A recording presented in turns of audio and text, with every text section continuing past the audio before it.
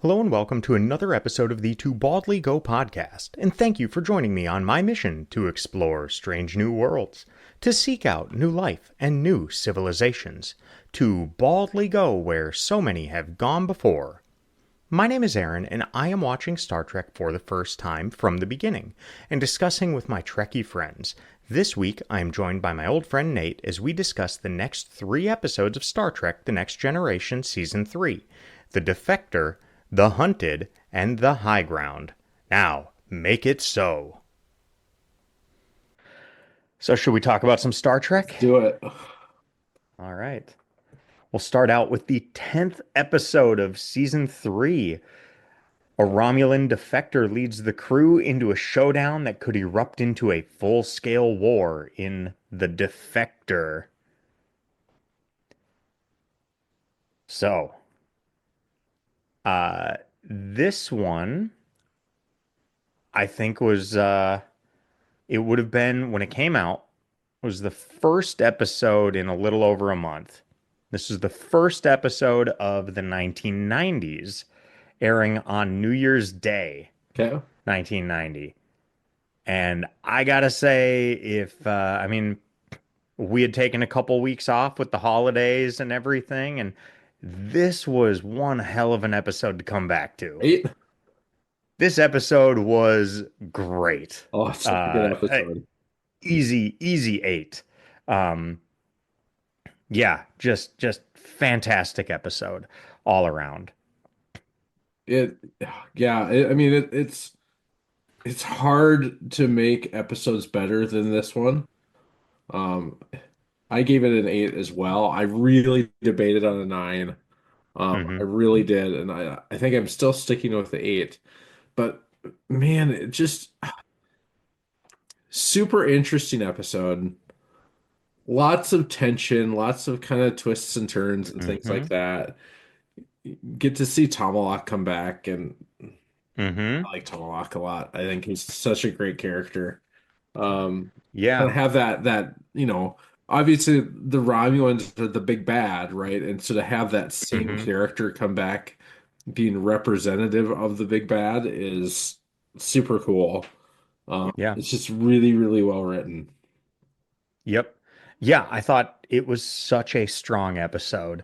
Um, my initial thought, and since we had some time between our last recording and this one, and time with the holidays and travel and sickness, I I watched this one again yesterday, and it held up on a second viewing. And one of my notes, after watching it the first time, I said I almost feel like I need to watch this one again. There was just a lot to this episode. Yep. The twist of him not being Cetal, Yep. but being Admiral Jarrock, and that being a big thing, and a big defection. There was just so much to it.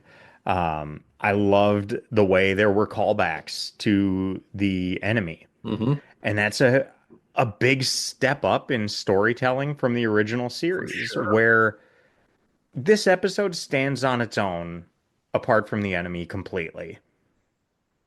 But it just adds to it by having those callbacks, the same character coming back, and not just Harry Mudd comes back after a season to another throwaway episode, but somebody who was in an episode a month and a half prior Yep. is back. And so it gives the feeling with these, that these episodes are not just it's not an anthology series with the same characters.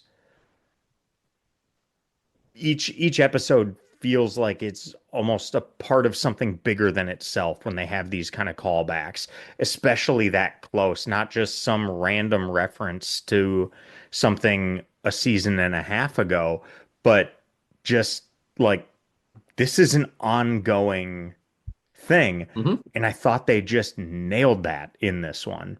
I gave this one an 8. where I gave the enemy a 9. And I think overall, I liked the enemy a little bit better, but this episode is so damn good. Yeah. I I really agree. It's hard for me to probably state that any better. Um, just so many great lines in here too. Yeah. Just the dialogue was great. I mean, there's one point where Sutal looks at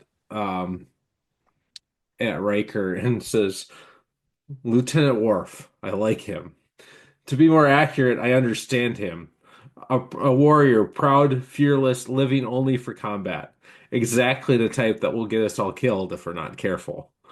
It's such, I don't know, it's such a great line, and it's just one of so many that I wrote down. Um, and just God, the twists of him defecting because he wants to do the right thing. He wants his daughter to grow up in safety and all of these things, only to find out that the whole thing was a ruse. That Yeah. none of this was actually happening. They just suspected that he wasn't loyal, so they set him up to prove the fact that he wasn't loyal. Hmm. Um, and potentially start a gigantic war in the process. But Yeah. it's just, And I thought that was such a powerful ending. It was so sad with his basically suicide, mhm, but even more devastating than that was when he was standing there on the bridge and said, "I did it for nothing. yeah. My home, my family, Oh, for nothing." I I wrote that was one of the stronger hit the feels moments of the series. I would say it's not quite at the level of let's get the hell out of here, but it was right up there. yeah, I mean, it was just that was a just devastating moment to watch, and just they just nailed it. Where it's weird because I've kind of criticized episodes before where it's like nothing happened, and really nothing, not that much changed. yeah. I mean, the Romulans were kind of fucking with the Federation, and They've done that as they do, before. as they do, and really, he thought he was doing the right thing. And it's interesting that there is that twist that, oh yeah, they didn't trust him already, so they set him up. Yeah, And then, yeah, just all of it. He realized he thought he was doing the right thing, and it amounted to nothing of substance. And that was, I don't know. It was such a an impactful moment. I thought yeah, in just his devastation, knowing he's never going to see his family again. He's been played, and yeah, just the yeah, it was it for an incredibly sad ending. It was almost perfect oh, yes, in the way it was done. And yeah, it just the only thing I could think of off the top of my head was that it I mean it was just a small step down from let's get the hell out of here. yeah. You and I don't always agree on these episodes where nothing happens, right? I mean, we've had some pretty good arguments about it. I love episodes like this. Um, I don't know, because I feel as though although nothing happens, like the broader story doesn't advance, so much happens.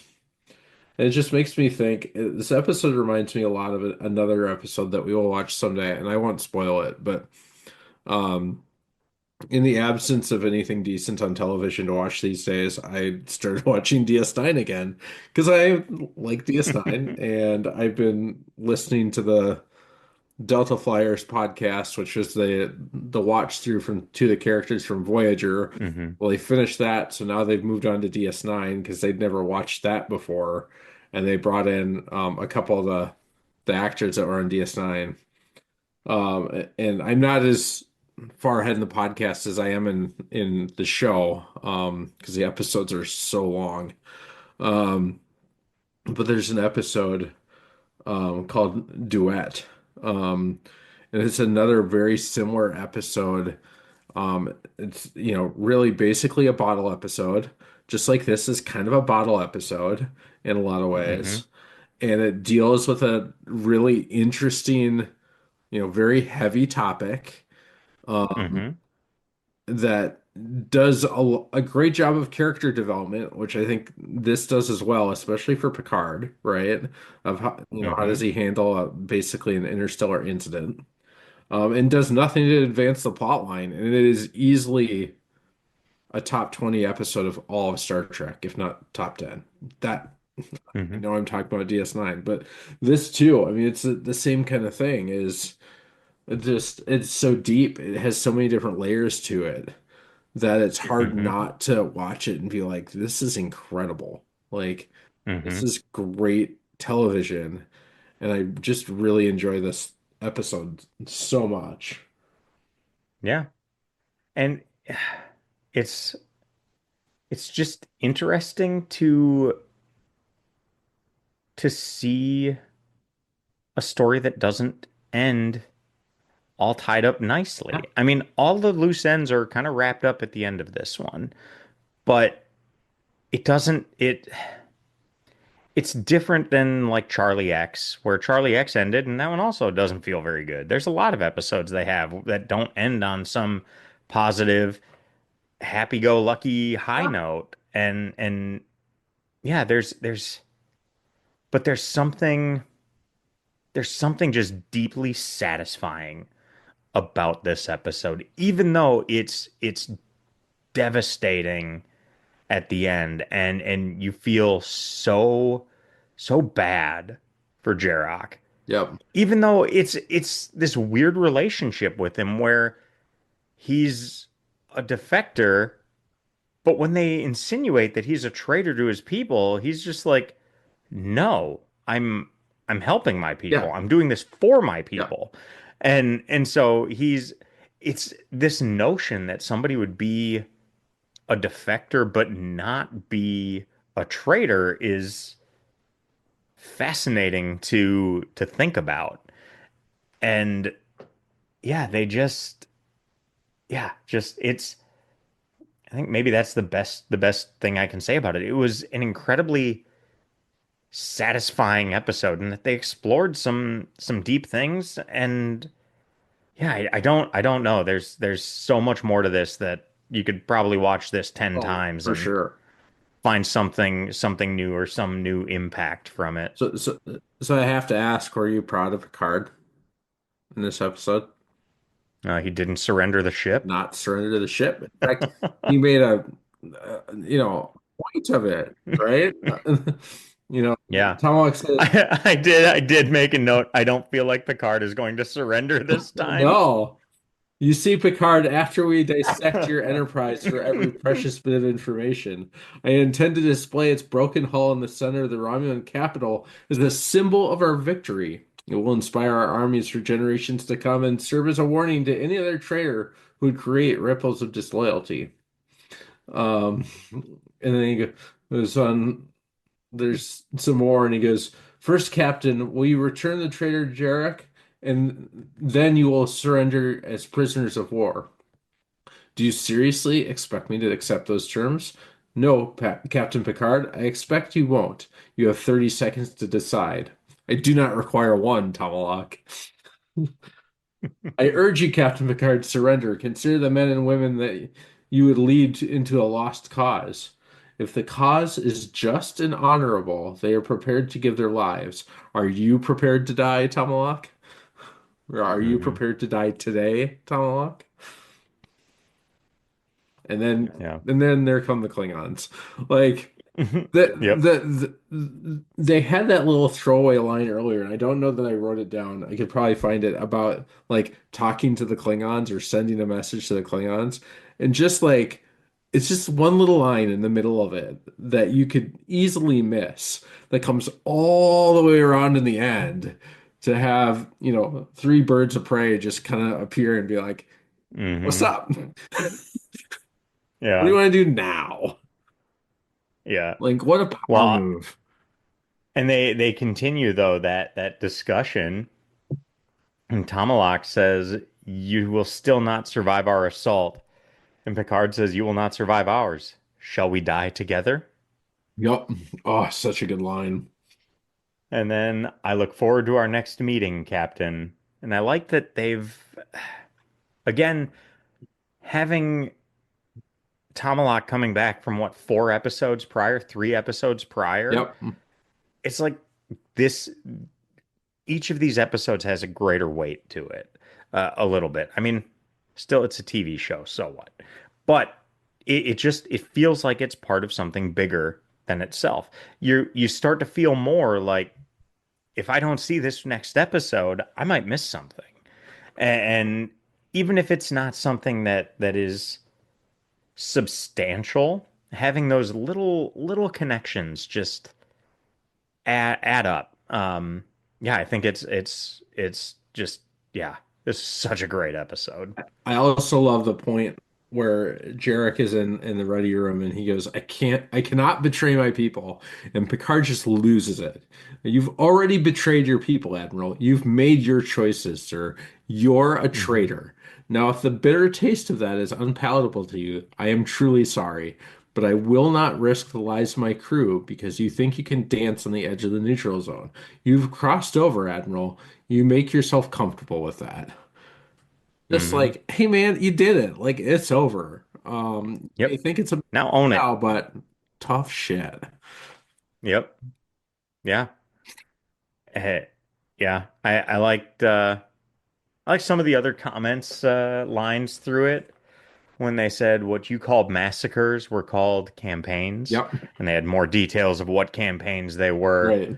and followed that with one world's butcher is another world's hero. I wrote that line down wrong. I thought it said one man's butcher, but as I look at the Yep. um, transcript, one world's butcher is another world's hero, and Perhaps isn't I that am kind neither of, one. yep? And yeah, it's it's just so there's so much just depth to the character, because when they find out who he is, Uh-huh. like they start out by thinking, "Hey, we got a defector. This is great." But then when they find out Like the high the level. scope, Yeah. Starfleet's just like, yeah, don't trust a word that he tells you." So I mean, like nobody trusts him, and he's just he's trying to do the right thing. Nobody trusts him on either side. He gets played, and yeah, so yeah, just such a great episode. That's just what I keep coming Yeah. back to. Yeah, I did notice calling back to, I don't remember if it's the last episode we recorded or recently. Um, Someone had ordered water and we'd wondered like what the temperature scale was because they just said a number. And in this one, Hmm. we learned that the computer They wants say they everything in use, Celsius yep. instead of Onkians or yeah, whatever he tries to use, whatever the Romulan unit of temperature is. Hmm. Yeah, just so good, so good. I I liked kind of having more of the discussion of, like having a few little throwaway scenes almost of these discussions with Data about his humanity and instincts and things like that, instincts and intuitions. Yep. And when Picard asks him, Data says, "Is there something else you require of me, Captain?" And Picard says, "Your clarity of thought, your objectivity as always. Sit down, Data. It's very possible we are about to go to war. The repercussions of what we do during the next 24 hours may be felt for years to come. I want you to keep a record of these events so that history will have the benefit of a dispassionate view." Um, yeah, just again having that notion of intuition and instinct and how that comes up with data and him being able to record events Yeah. dispassionately. Um, just all of that It's together the only is great. real objective viewpoint, right? Yeah. I mean, he only sees one side of it, but it's objective from that perspective. Hmm. And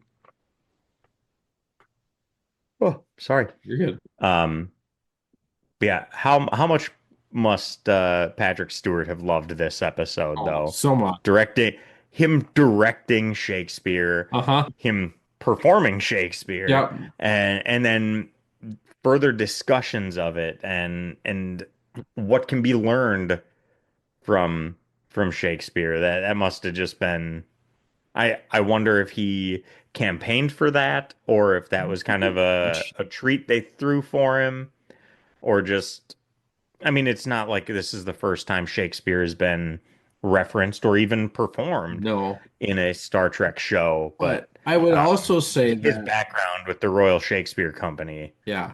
must have just been a dream. But I would argue that it's very fitting too, beyond just his background in Shakespearean theater, because the episode in itself is very Shakespearean. It Hmm. follows a lot of those themes of Hmm. the dialogue that tells the story. It's not the action that's telling the story, it's the dialogue Right. that's telling the story, right? And Yeah. I don't know if that's intentional. I suspect it's got to be to a certain extent intentional, but it's a very Hmm. narrative driven storyline. Hmm. Let's see. Yeah, I don't know that I have a whole lot else. Yeah.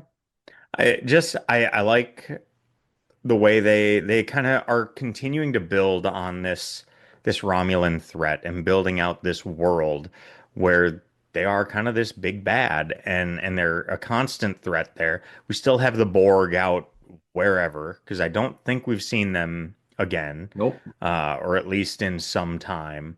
But just kind of building out their role in the series and in the universe at this time and how they historically won't take the first shot, but kind of have provocations to, as they said, test their enemy's resolve. Hmm. And Picard said something to the effect of, always a game of chess with them, isn't it? Yeah. Uh, yeah. And yeah, just, yeah, again, awesome episode. I loved it. So, any good trivia on this one? There's a few of them on here. Some of them pretty interesting. So this episode introduced three new studio models to the series. The new 4-foot miniature of the Enterprise D, the Romulan scout ship, and a second D'Deridex class model.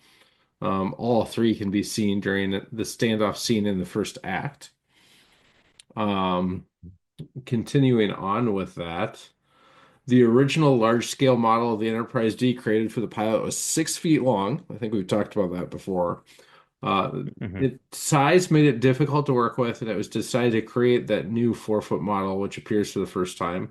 This model had greater surface detail and was much easier to work with. There were a number of subtle changes to the ship, including the addition of rows of windows on the leading edge of the saucer to match the location of 10 forward. Hmm. If you look in the earlier episodes, the windows that are there don't line up with what Hmm. you see from the inside of 10 forward, which is the very Hmm. underside of the saucer section as it comes down. Hmm. Um, I didn't think of this, and you didn't bring it up, so you might not have caught it or just didn't think to bring it up. So this episode was written by Ronald D. Moore, who's a Yeah. pretty famous in the Star Trek world. Also very Also went on to Battlestar Star Galactica. Galactica and a number of other things. But Yeah. he described the story as the Cuban Missile Crisis at the neutral zone. Hmm. It was, yeah, kind of fitting, Yeah. right? Yeah. Let's see here. Uh, so the episode begins with Data rehearsing a scene from William Shakespeare's Henry V while being watched by Jean-Luc Picard, played by Patrick Stewart. In the scene, the part of Michael Williams being acted by a holodeck construct is also played by Patrick Stewart under heavy makeup. I Mm-hmm. think that's pretty obvious. Mm-hmm. In this situation, Picard followed the lead of King Henry and walked among his troops, as it were. It is notable that only Bates, the one other character in the scene, is credited at the end of the episode. But yeah, the idea of Picard walking among his troops too is Mm-hmm. kind of cool. Yeah. Let's see here.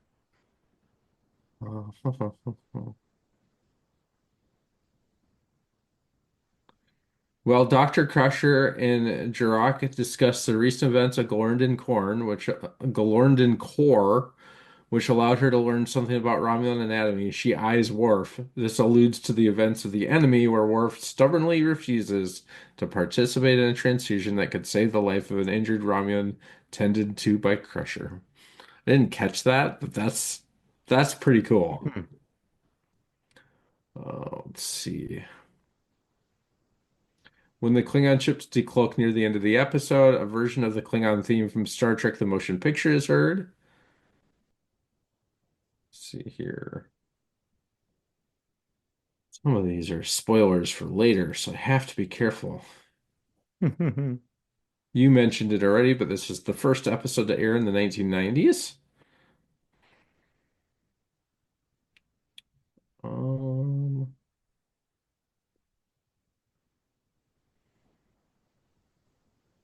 so this is interesting because you watched all Battlestar Galactica, right? Yes. Okay.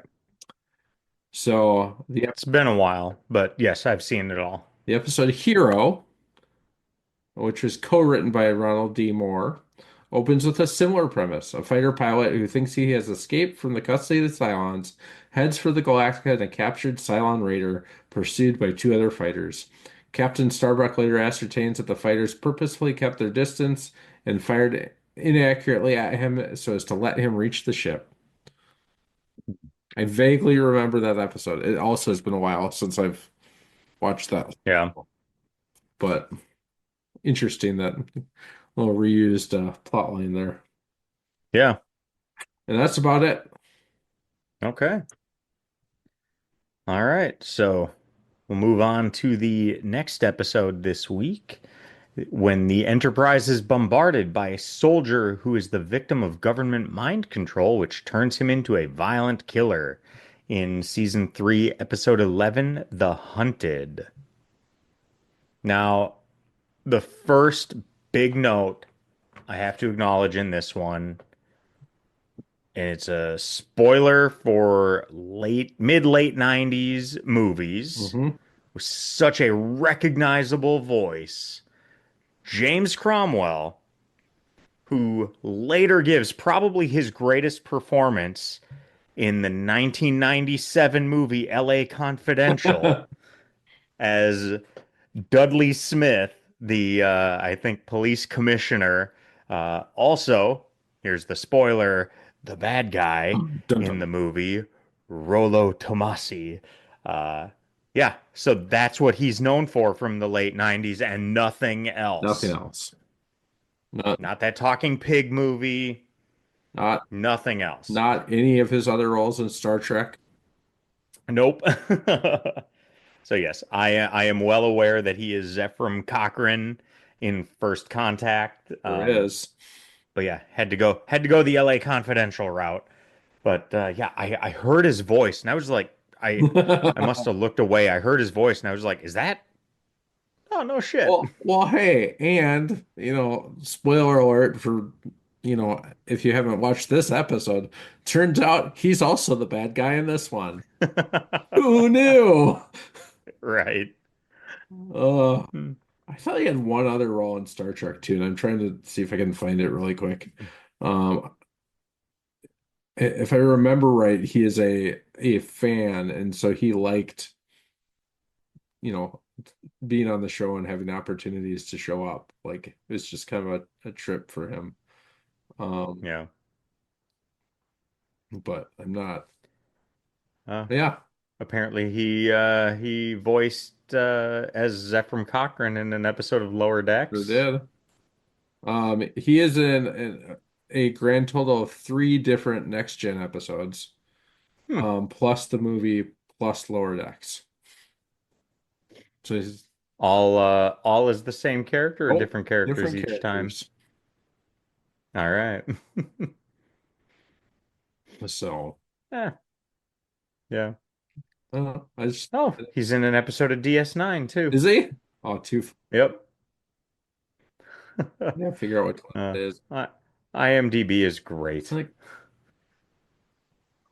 Starship. So, yeah. So, what did you think of this episode? I generally enjoyed this. I think it's an uh, interesting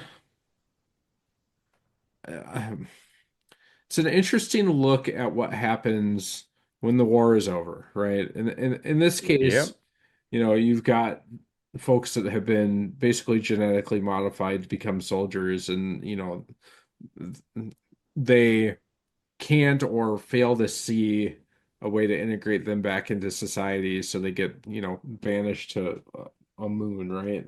Can't remember Right. exactly. Um, to live out their lives in what effectively is prison.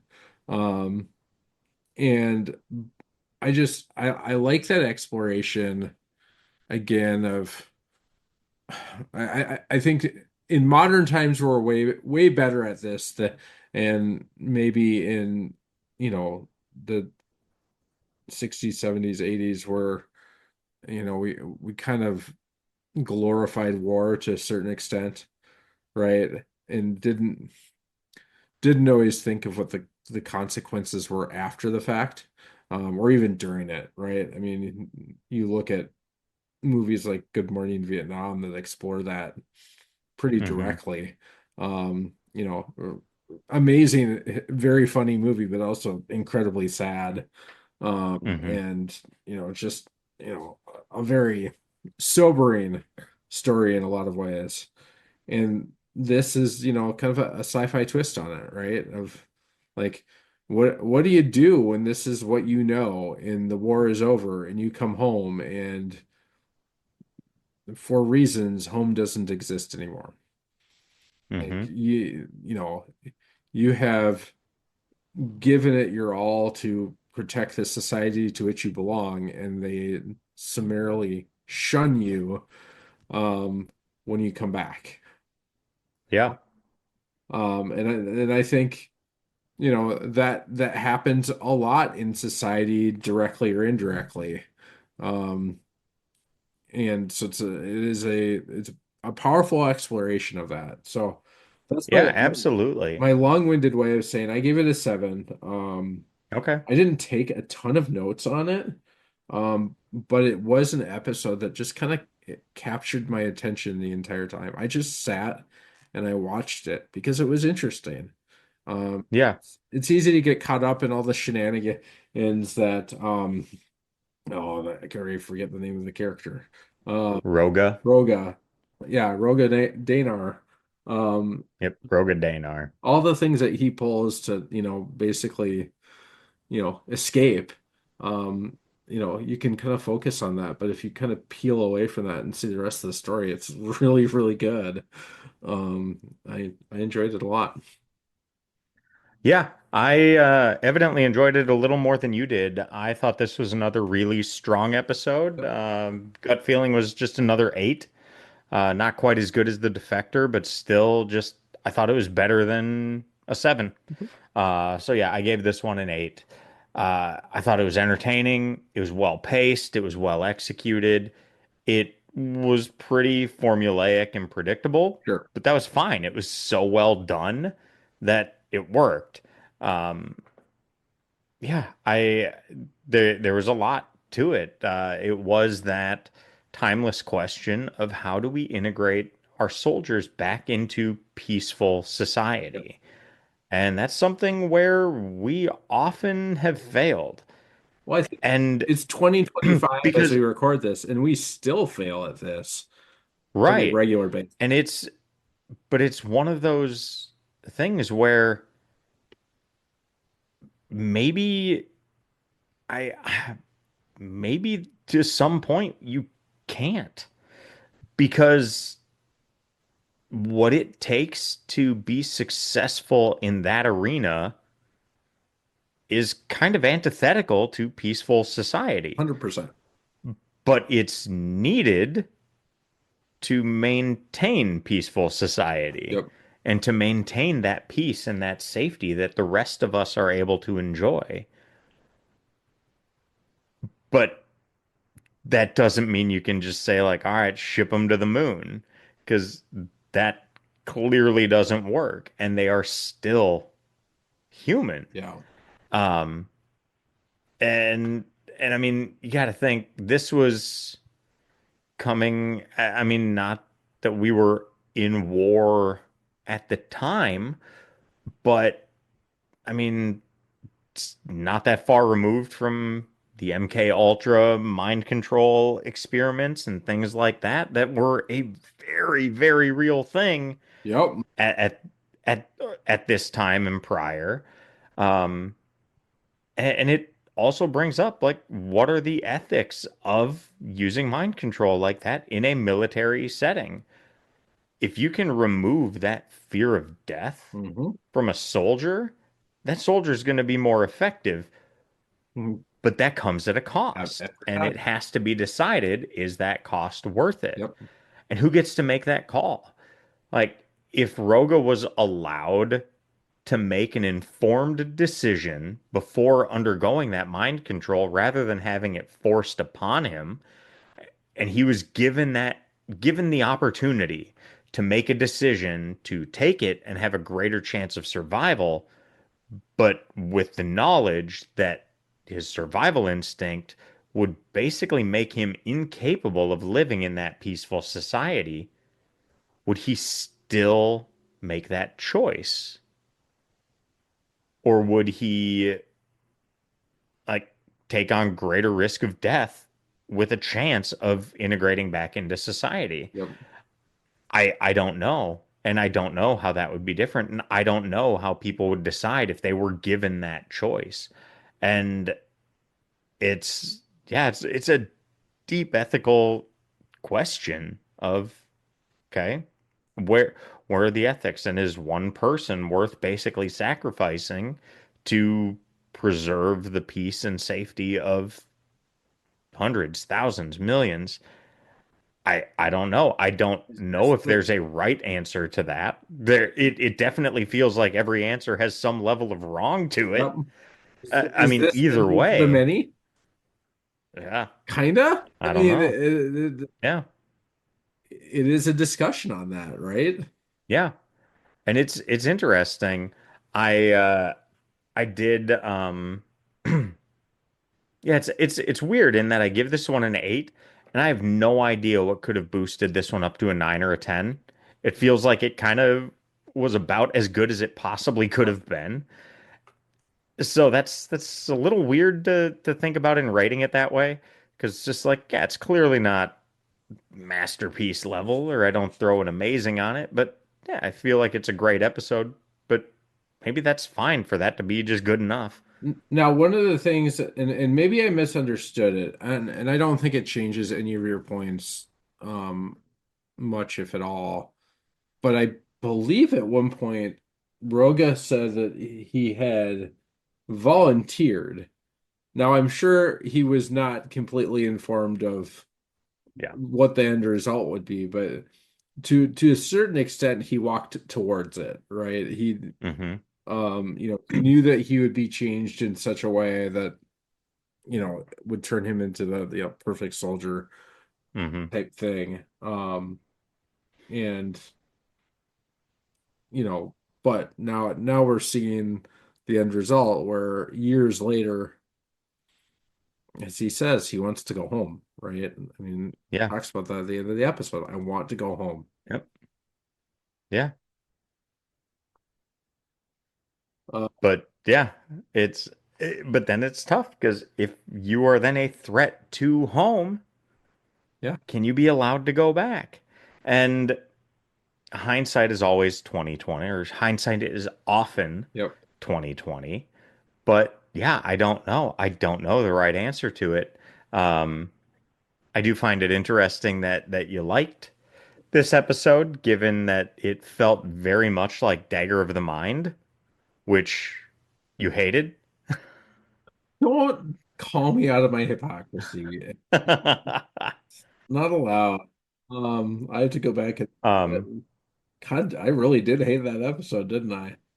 and so I made some notes. I was like, okay, I see shades of Dagger of the Mind here. Um, And I said it feels like there will be more to the story. Roga may end up the quote good guy, while the Angosian leader may be the quote bad guy, much like in Dagger of the Mind, Yep. because you had Van Gelder, I think that was his Yeah, name, I had to put that one. as like he's this gigantic threat, and then it's really the guy that's running the prison colony who's the bad Oh guy yeah, in the yeah. episode with the mind neuralizer or whatever the hell it was Yes. called. That stupid chair Um, that showed up in like three other episodes yep. for different. Right. Although I did say, wouldn't it be an interesting twist for Roga to actually be the bad guy in the story? Yeah.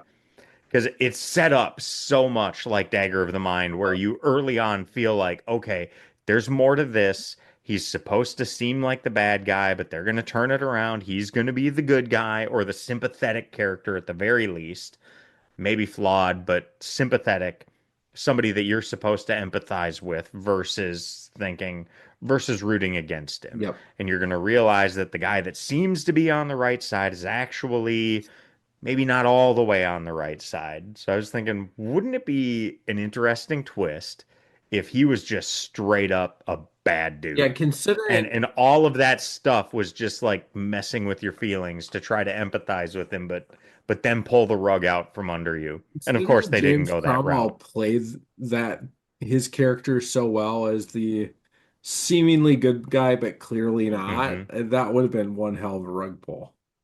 Yeah. But they didn't go down that path, No. so Here- it's for Here's nothing. a funny Um trivia about Dagger of the Mind because I pulled the Wikipedia page to refresh my memory a little bit. Um, the magazine Sci-Fi Now ranked it as the eighth best episode of the original series, and I hated it apparently. Maybe I need to go rewatch it at some point. Maybe that's my trouble with tribbles. Um, who knows? I don't remember what I gave that one, I but I gave it do an remember eight. I really thought that one was really good. Abby and I hated it. We both gave it Yep. fours, and you gave it an eight.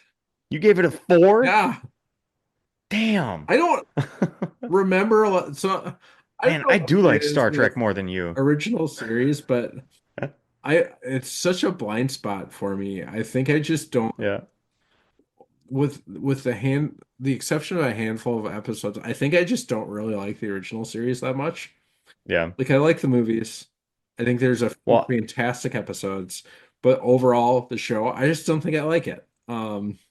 it's it's funny because I'm still going back. I'm editing those, finally getting episodes Yep, posted, and I'm most of the way through. I'm yeah, I'm over halfway through season 2, or halfway through the original series in the episodes I've posted. yep, And you my read on it was you were pleasantly surprised by a lot of the episodes, particularly in season 1, I do remember and that. having this surprise thought of like, this is better than I thought it would be. Um, Although the episodes you didn't like, you really didn't like, including ones like Dagger of the Mind, that I was just like, this is fantastic. And you and Abby were both just like, You get ugh. into like, You were just like, what are you gonna do when I we get mean, to actual good episodes? You're gonna hate them. Was the stuff you were the other saying. one so I just scrolled up to the top to look at season one, and what are little girls made of? I mean, Yep, that's that's another another one I one like. where, You and Abby both hated it. yep, three and five, and you gave it an eight. Uh, Yeah. a lot of the But others are much closer together, but yeah. Yeah. No, I thought this one, it immediately very much reminded me of Dagger of the Mind. And I mean, I it's could, kind of that escaped prisoner, and then kind of But that's a the whole twist that trope, you see right? coming. I mean, It is absolutely. So it's not like it's exclusive to these two episodes of Star Trek, yeah, but I mean, to a point, every story has been told before. yeah, And it's just, can you tell it in a new and interesting way or a new compelling way? yep, And it's fine. I mean, there are times where, again, getting late into season two of the original series, there were a lot of moments that were like, okay, we've seen this before. And it was, we've seen this before. They did it better last time. I can see why this show got canceled. yeah, But this is more just like, oh yeah, it's another way of telling that story, having some different details, and it worked because they did such a good job on the episode. hmm They did a good job making Roga a really compelling character. And his performance was awesome. yeah, it was. I thought all of it. He was so He's a good. talented Um, actor. He has done. yeah. He's a character actor to the extreme. Like the dude has Yep. been in everything. He's been in everything, but he's never been like the Yeah, guy. And I think he's done some theater too. When I was watching, I was able to rewatch this one as well. And one of my notes the first time through was like, he seems very familiar, but I can't quite place him. yep, Like, say, a lot of character actors. right. Somebody that you've seen, you don't remember where, but you've seen him probably a dozen different places. And it was that. And rewatching it, I was like, he looks like somebody I used to do jujitsu with. So There he looked like a person I knew had some similar things. So just similar features, appearance, whatever. Um, so I kind of pieced that together and why he seemed so familiar. But yeah, I thought his performance was just awesome. so Um, good. and yeah, just there were again, as always, some really good lines and quips in it. Picard had a couple good ones where he said, "Even the most comfortable prison is still a prison," and that made me think of one of my absolute favorite books. I'm sure I've talked about it before. Is A Gentleman in Moscow. Yep, Uh, Amazing book. I absolutely loved it. Um, but yeah, it's like he was able to make a good life in this situation, but he was still in a prison for all intents and purposes. Sure, it was a prison that plenty of other people went to vacation and do that, but he was stuck there and could not leave because he would possibly be shot. yep, Um, and so it's just that sentiment, and I like where there are dots I can connect that have similar sentiments. for sure. Um, and I also I like the line from Picard, "A matter of internal security, the age-old cry of the That's the oppressor." one I was gonna bring up. So good. Yeah. It's amazing. Just yeah. So so good. So one thing that bothered me a little bit, and it could be that you just don't see it, but they make this whole big shtick about like how good he is at escaping and how much protection that you need to keep him contained and all that. And then in all the scenes in the brig, like Troy goes in there and it does not appear that there is anybody else in the brig.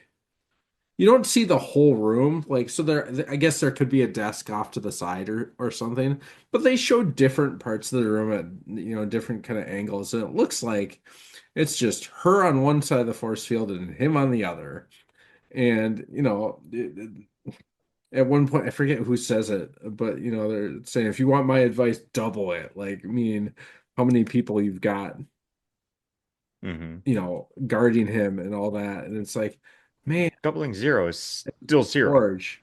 Um, Worf, we have a full contingent of security at all shuttle bays. LaForge, you want my advice? Double it. Like, and that's later in the episode where he says that, but Hmm. still, early on they talk about how wily he is, and the fact that they seemingly leave him in the brig by himself or in the Hmm. brig with Troy, just Troy, bothered me a little. But we know they're bad at Hmm. security, so Yeah. Okay. Um, and then oh, it was just super weird. I didn't write down the details. This is such a nerdy Star Trek thing. Um, they're they were talking about all the different deck numbers of where he is running hmm to, and like hmm referencing, oh, he's by Shuttle Bay, whatever. I'm like, that's nowhere near what deck that Shuttle Bay is on. Like, he's at the bottom of the ship. The Shuttle Bay's up here. Like, just didn't.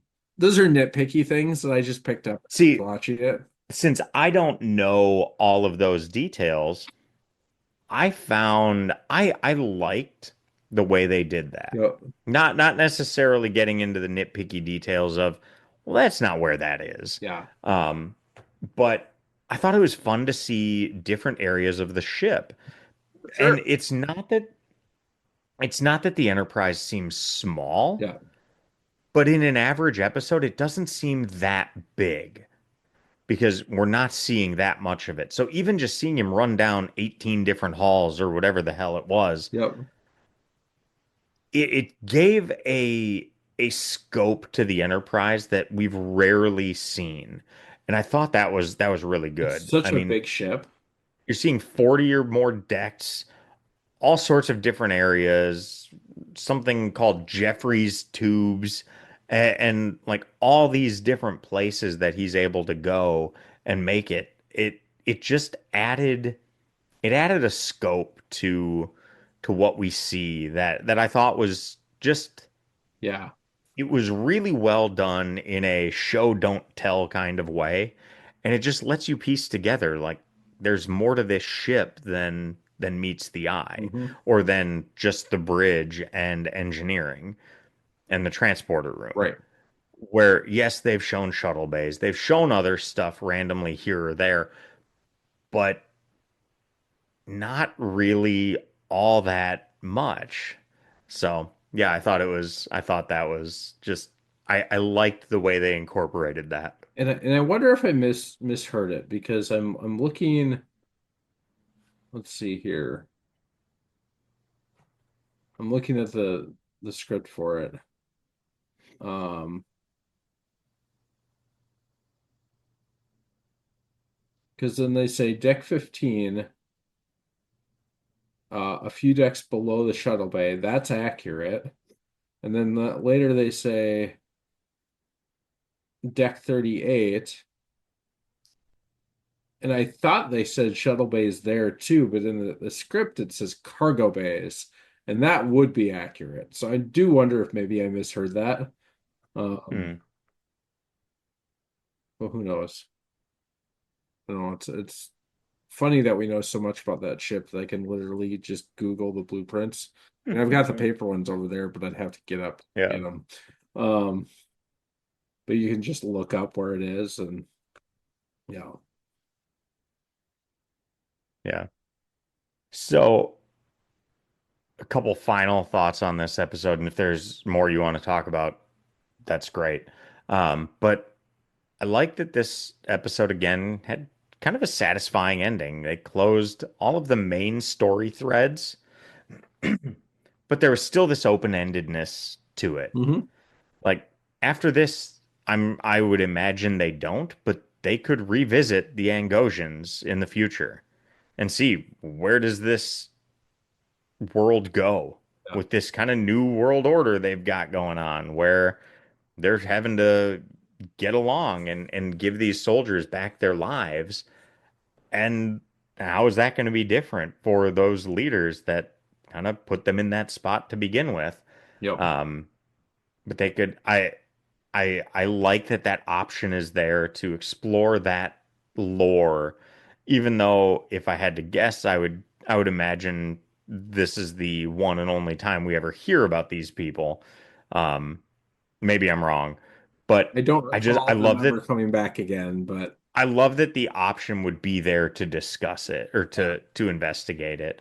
And there's so much. It just adds to that universe and that world building of there's just so much out there. And hell, they could do an investigation into how the Angosians and sorry, there could be an investigation into the Angosians and how their society developed as much as it had. Mhm. I mean, they developed an ability to make superhumans, basically, Yes. and super soldiers. And there was this reference to the Tarsian War, whatever that Right. is, but there's story potential there. For sure. And I would imagine it's undeveloped, but I love that there's that potential for greater lore that is just there. Yep. And I think that is one of the things that probably a lot of people love about these shows and these series is like there's there's always something more that could be there. Even if it's left unexplored for now, Mhm. it's got that potential and that option. Yep. Like I know at one point there was a series of books written about um Khan and the eugenics wars, like taking place in the Yeah. 1990s, I think. But about that time. It's like there was just a comment in an episode And and the somebody took it movie, and just, and now it is a fully developed piece of lore. Um, so I love that those options are there, and just that building of the world is just awesome. absolutely. I will say my final thought, which is not nearly that eloquent, but um, I love one of my favorite quotes is if that's the stick you're gonna carry, I'm gonna beat you over the head with it. And that is Picard at the very end of Narako. And you can't leave us. I have all the information I need for a report. Your prisoner has been returned to you, and you have a decision to make whether to try to enforce them back or welcome them home. In your own words, this is not our affair. We cannot interfere in the natural course of your society's development. And I'd say it's likely to develop significantly in the next several minutes.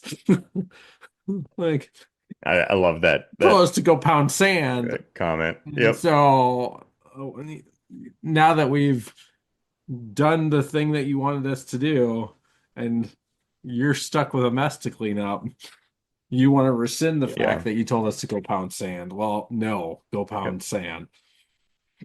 And when you're ready, we will gladly reconsider your Yep. application. Yeah, Absolutely. I thought that was great. Um, I also liked Worf's comment, "You are cunning. You must have Klingon blood." Yeah, that was a good line too. And I have to say though, did Roga rack a phaser? Yes, he sure did. Maybe he's That putting a new power cell in it. I don't know.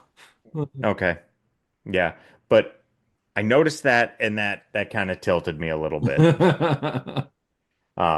So I was like, why does he have to rack it? Yeah, But yeah, that's very funny. I just made note of that. Yeah, that's about all I've got on this So one. let's, Enjoyable episode. Oh, I did like when Picard mentioned an orbiting gulag or yes. gulag. And an interesting comment given the timing nearing the end of the USSR. And I wonder if this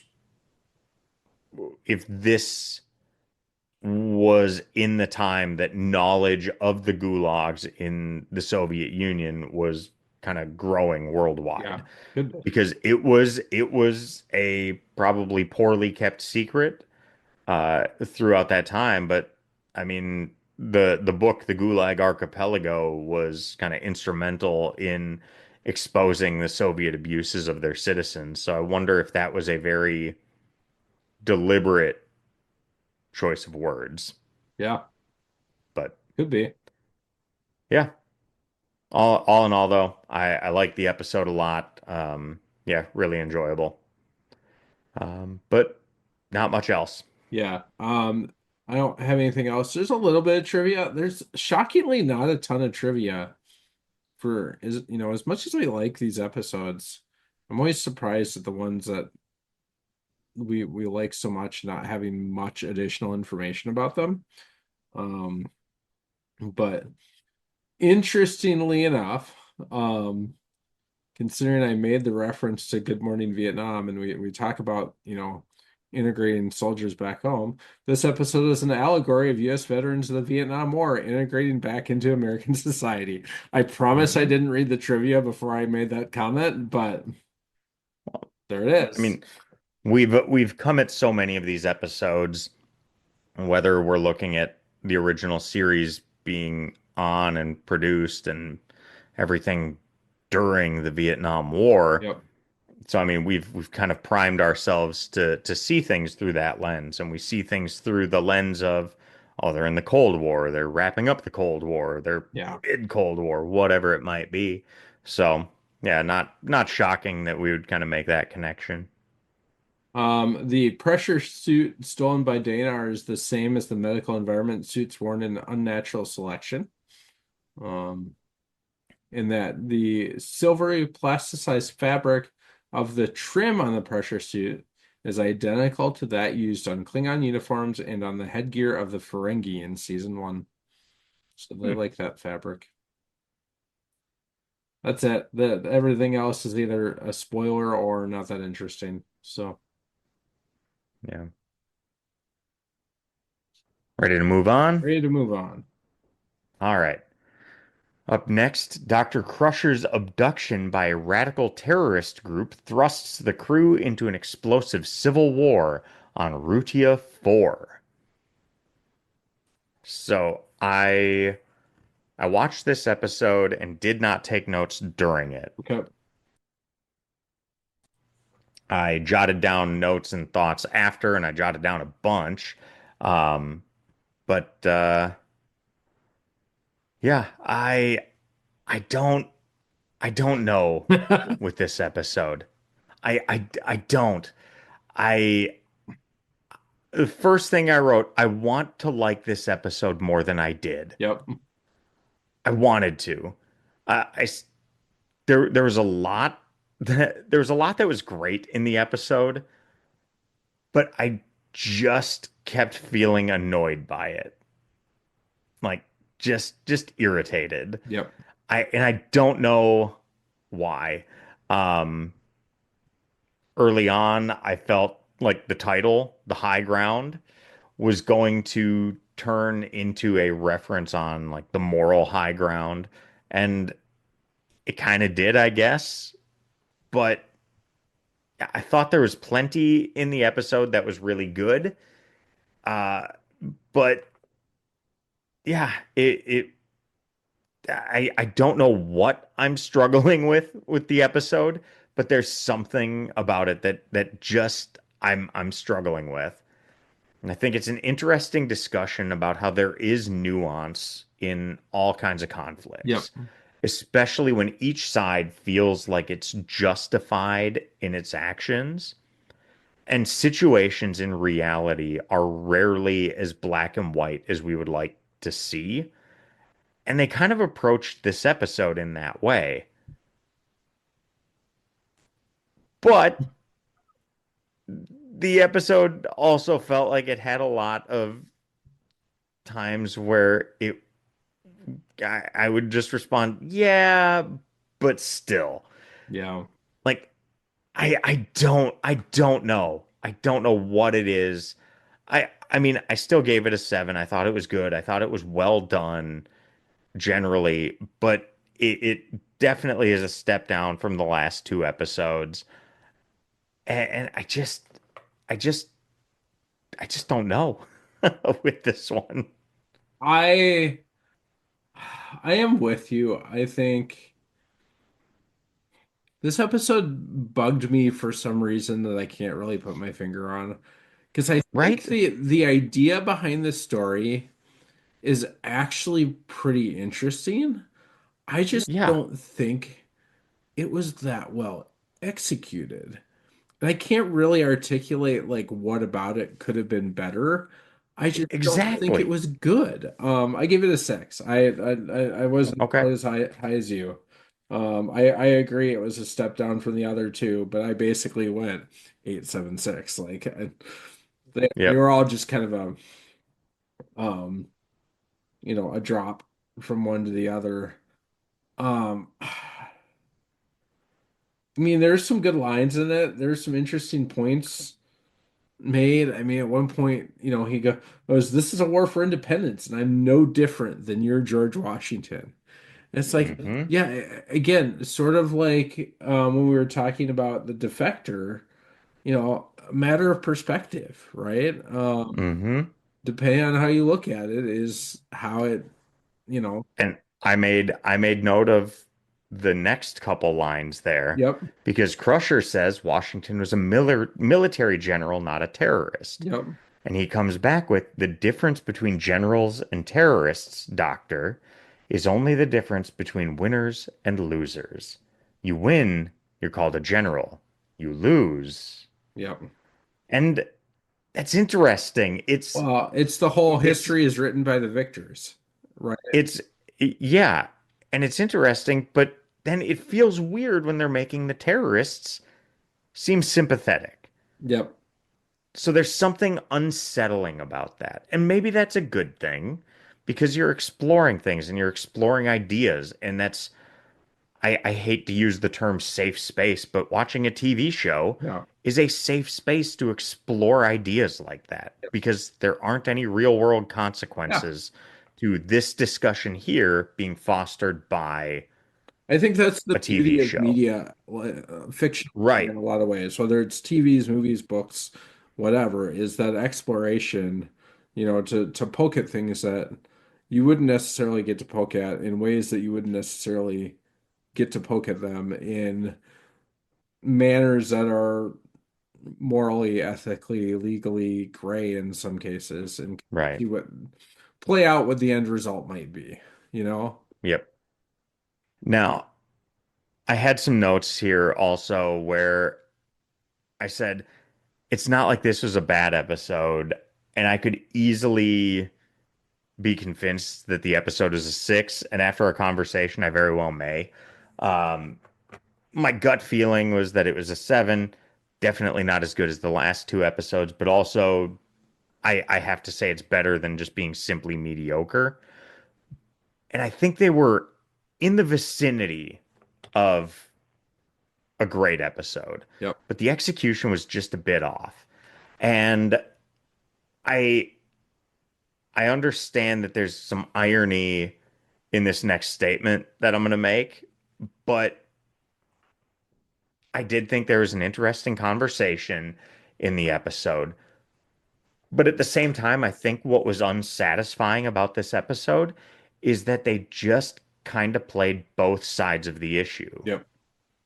Pick They a side and it's roll with it. you can put yourself in somebody else's mindset. Hmm. That's a skill. It's a good skill to have to be able to put yourself in somebody else's shoes and see things from their perspective. You can try to understand why somebody did something, but without condoning it. So you can understand how somebody might feel they have no other Yep. options. You can see how somebody could get to that point. But we can also then say, and that's not the right conclusion to draw. Yeah. And I think that's the part that kind of fell flat with this episode. They tried too hard to play both Yep. sides. They made the terrorists seem bad and dangerous and, well, terrorists, but then they tried to make them sympathetic, but not like we can understand how they got here and made this wrong decision, Yep. but in they might be entirely justified, but they're terrorists. Right. But maybe they're justified, but they're terrorists. And it kind of did that back and forth, which without, not that I want them to tell me how to think, but without any kind of conclusion being drawn by the episode, it makes it kind of Yeah. unsatisfying. And it's not in the sense of you make up your mind. I didn't feel, not with this one at least. I feel with this one, it was just like, we don't want to say they're good, but we don't want to say they're bad. Yeah. And we don't want to get locked into a side. So they just kind of We just want that middle sat on thing. the fence. We want our They sat cake on and the eat it fence. too. Yeah. And they sat on the fence, which is an option. It is a decision in and of itself. Yes. And I think the episode suffered from that. Yep. And I don't think it would have been good to just say, these terrorists, they're evil. It's like, because they weren't No. necessarily. They had legitimate grievances. But again, they just the execution was just it was missing something. Yeah. I don't I can't I can't put my finger on it. Like yes, there's some great lines that make some great points. It could be at times an interesting episode. I think the trope of this dimensional shift transporter thing on its face neat when you start to dig into it for what it is wasn't that interesting and was Yeah. kind of stupid at times, right? I mean, Yeah. I get why they use it. I get why they accept the risk of using it. And also, you can't just have a plot device for these people can go anywhere at any time without any consequences, be Hmm. completely undetectable.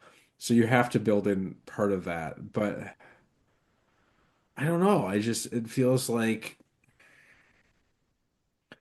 even that could have been a little bit different, right? Yeah. I I think I'm gonna drop this one down to a six. Yep. I I don't I didn't hate it. It's better than mediocre, but It's I think it was just okay. There are I certainly think worse episodes that we've watched. oh, I absolutely. mean, I think the best thing about this episode is that it can kick off some interesting conversations, but the conversations are the interesting part, not the episode. yeah, we build our own philosophy around, you know, Right. like strings that we pull off of this episode, not even the Yep. main thread, right? Yeah. Well, And I don't know. I don't know exactly what it was. I found Dr. Crusher irritating well, in the, this the episode. And Stockholm-esque syndrome that she was, and I think at one point they even accuse her of having Stockholm syndrome, yeah. was just, I don't know, not her finest moment. Yeah. And this is also kind of a this is like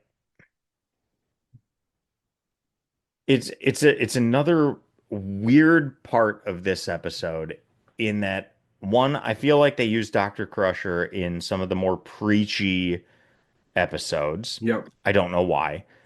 But and I don't know exactly if that's the case or not. right. And after finishing this episode, I don't feel like it was overly preachy. I mean, my criticism of it so far has been Its lack of preachiness. the lack of conviction Yeah, on in either way. And there are satisfying ways to present both sides of something and even present positives from both and all of that. And after the episode ended, I don't feel like it was overly preachy. But as I was watching it, I distinctly remember having that exact feeling of like, damn, they're preachy in this one. right. So in the moments, I thought that afterwards, and I see the whole, I don't feel that. So it was just, again, just a Disconnected. weird episode where something's just a little bit off. They were so close. And I don't know what they could have done differently.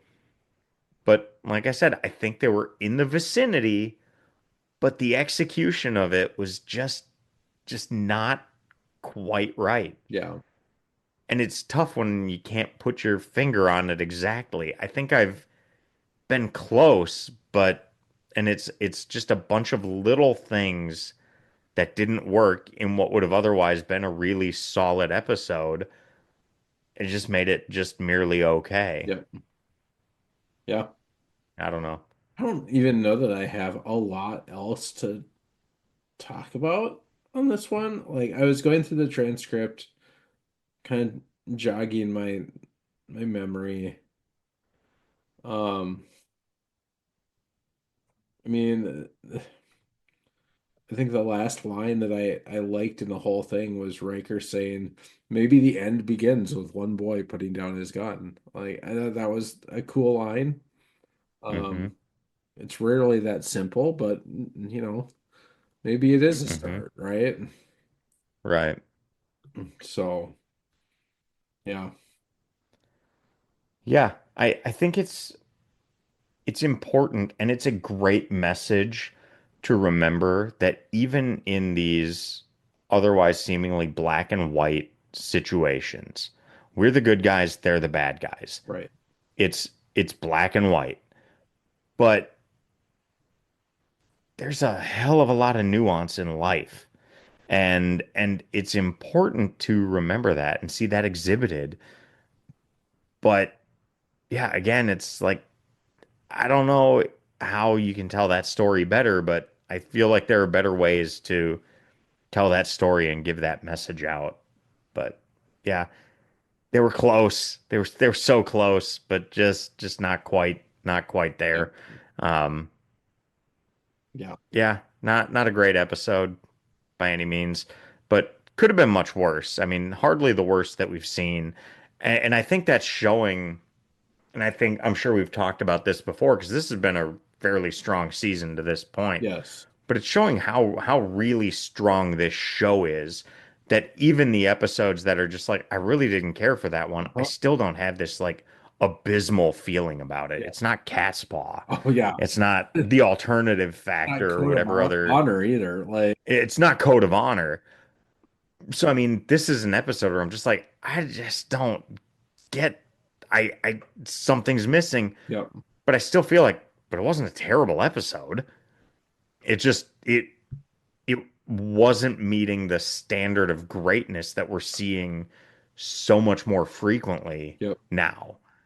And it's yeah, I don't know. It's a weird thing trying to rate stuff like that when it's like it's not terrible, but yeah, it Yep. was just Just eh. is. Yeah. So that's about all I got for this one. All right. There's a couple trivia questions or trivia points that are kind of interesting. So I assume you caught Data's comment about the Irish unification of 2024 in this episode, Yeah. which, it being 2025. Uh, Yep. missed that.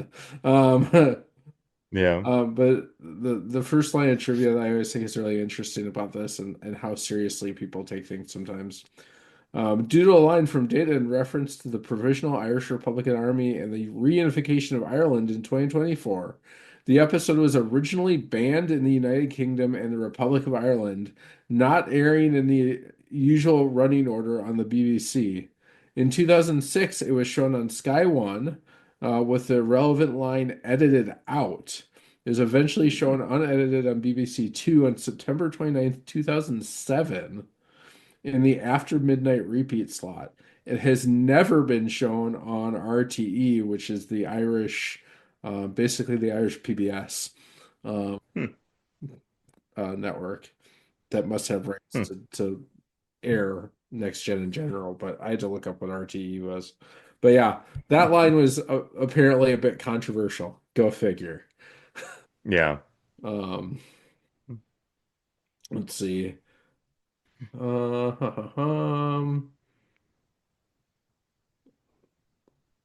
more of that silvery plasticized fabric used in the Klingon uniforms and Ferengi headgear was used in this.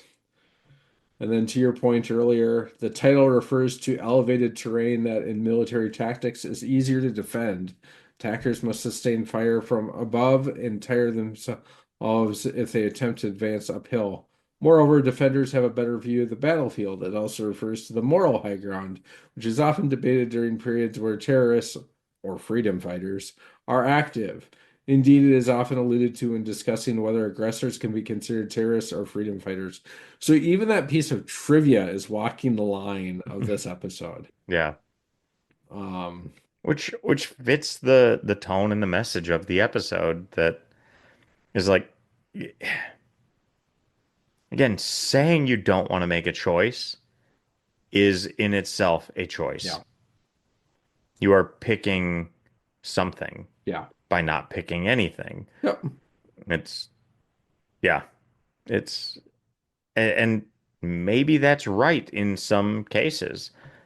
It's good, I think, to say humanize people For sure. and humanize enemies, even because if you can understand where they're maybe coming from, you can understand how that might impact Yep. you and all of that. But yeah, I just Yeah. so close yet so far Yeah. away. Absolutely. But yeah, that's about Yeah. all I got for this week. Well, there you go. Do you read fiction or nonfiction? This question is sometimes asked as though it is some binary, mutually exclusive scenario. Fiction or nonfiction, pick one. I've honestly heard arguments in favor of and against both. On the one side, you have the nonfiction faction, which looks down its highly upturned nose at those peasants who read make believe stories as they read yet another surface level pop psychology book they picked up at a Hudson News at the airport. On the far other end of the spectrum, you have people who only read about fantastic make believe worlds or superhero comic books. I don't necessarily fit either mold. I enjoy fiction, but I also enjoy nonfiction. I read a bit of everything. I've done 4 rounds of 75 hard in the past 5 years or so, and one of the requirements is to read 10 pages of a nonfiction book each day. As Andy Frisella points out, you're not reading Harry Potter for this. And I get it. The point is to read something to learn and better yourself. From a purist perspective, I failed my last round of 75 hard because I did not stick to strictly nonfiction books. I opened it up to include essentially the classics. I read Once an Eagle, which one of my favorite thriller authors, Jack Carr, has recommended countless times as the greatest book on leadership he has ever read. I read The Count of Monte Cristo. Given that, if you want to say I didn't actually complete 75 hard because I changed the rules, which changing the rules is against the rules, fine. But that's not why we're here. I've read biographies, I've read histories, I've read pop psychology and pop philosophy books. Some are great, some are meh. Years ago, I read Thinking Fast and Slow by Daniel Kahneman and was blown away. I've read Taleb's Incerto multiple times. I was underwhelmed by Malcolm Gladwell's Tipping Point and Blink, and I quit those ones. This is a very long-winded way of saying nonfiction is not in and of itself a virtue. Nonfiction that lacks depth is worthless to me. I've read nonfiction books that could have communicated the same value in a long blog post versus a full-length book. There's probably more truth about humanity in The Count of Monte Cristo than in all the books you could buy at the airport today. Sure, that may be a bit of hyperbole, but the idea stands. With nonfiction, if we are talking about historical events or people, we can only explore so far before we enter the realm of fiction. With fiction, we can explore places we could never otherwise go if we are limited by just what has happened before. Truth can be found in things that are not necessarily factual. While The Count of Monte Cristo was inspired by certain real events and people, it's not a true story. It's not a factual thing that verifiably happened. But that doesn't mean there is not truth found within. In that way, I think fiction may be even more important than nonfiction, because it can force us to confront things that may never have, or never will, come up in reality. It allows exploration of ideas. It allows us to ask, what if, and play it out to various conclusions. This isn't to say that all fiction is operating on some deeper level, but to say it's not something to be summarily dismissed. Fiction can allow us to see things from different perspectives with no real risk in doing so. It is a purely mental exercise, and there's value in that. I like seeing Star Trek use the medium to explore ideas, even when I didn't think it was particularly well executed. That's beside the point. I like that they're using the medium in this way. Soliloquy over. So as always, I want to thank you again for joining us on this trek, spending some time with us each week to discuss our favorite shows. If you're watching along with us, next week we will be discussing the next 3 episodes of Next Generation Season 3, Deja Q, A Matter of Perspective, and Yesterday's Enterprise. If you enjoy what we're doing, please do us a favor and share with a friend. Also, leave us a rating and a review on your favorite podcast app. You can find us on X at Baldly Go Podcast, to Baldly Go Podcast on Facebook, and to baldlygopodcast.com. You can also find me at aaronemery.net. Nate and I have another podcast, The InLap, in which we discuss the current Formula One season and laugh about my struggle this year as a Max Verstappen and Red Bull Racing fan. Listen to The InLap in your favorite podcast app. For Nate, this is Aaron reminding you to never give up, never surrender. It's hard to make episodes better than this one.